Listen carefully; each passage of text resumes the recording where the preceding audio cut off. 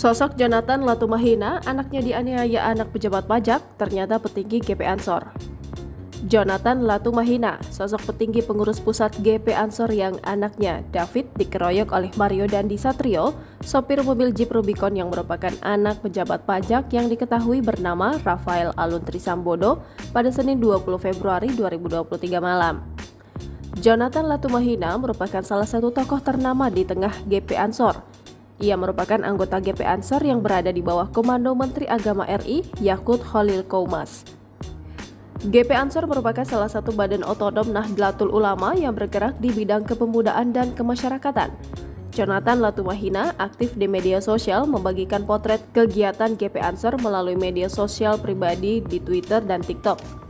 Seperti diketahui, David menjadi korban penganiayaan oleh Mario Dandi Satrio yang kemudian diketahui anak pejabat Ditjen Pajak Jakarta Selatan.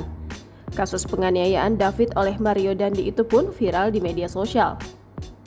Akibat peristiwa yang menimpa anak kesayangannya, Jonathan Latumahina telah memaafkan, namun Jonathan menegaskan jika dirinya tidak akan menempuh jalur damai untuk Mario Dandi Satrio.